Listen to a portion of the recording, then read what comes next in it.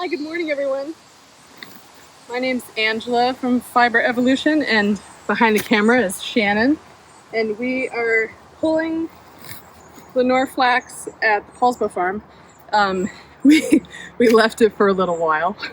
As you can see, we have quite a smorgasbord of lovely weeds out here.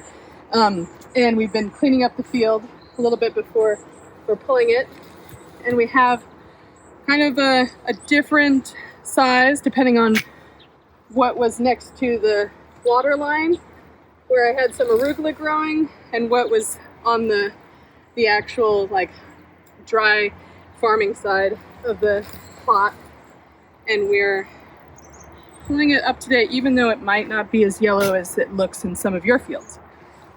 Mostly because this is the time that we have to do it. So we wanted to demonstrate how to pull flax and lay it out in the field so it can be retted and then turned and then retted again before you pull it out for scutching later. So you can see we did some yesterday and last night, and we're giving enough room between the two lines so that basically the roots don't tangle with the top of the seed tops of the branches. And then when we flip it, we're going to be able to send it right over on its root, and then it'll ret the other side of the field.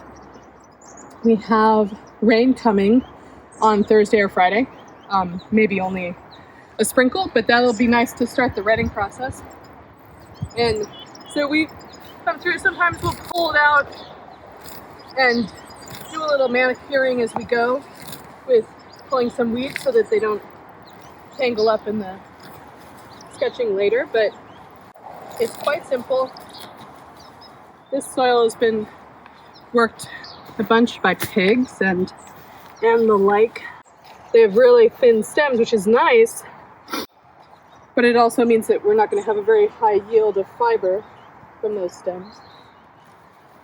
But I don't want them too thick, so you're trying to do both things.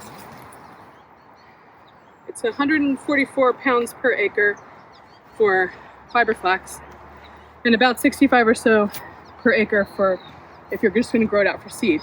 But we've been experimenting with both sides of that, and depending on the fertility of your ground and when you're actually planting, you can adjust that by several pounds either direction, and you'll get a different result. So I would say in general that this is too densely planted,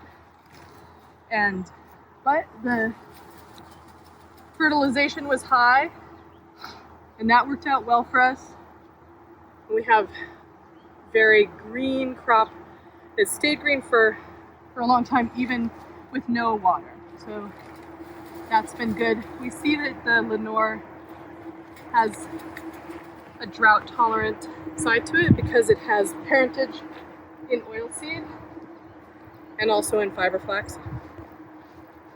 We're just pulling it out, knocking off most of the dirt, and then we lay it down right on the ground for retting. Not everybody's going to have this easy of a time for pulling, because you might have more clay content in your soil than we do. Or as you saw in the previous video about how we have to do the Sydney maneuver to knock the stems out of the ground at the Lewis Brown farm in Corvallis, which has a different soil composition than here. So we just keep going along, making our stacks. We're keeping it at about 1 inch or 2 depth, and that way the soil fungi will have a chance to start the retting process. Send us your questions in the comment box. We're out here pulling flax with the rest of you.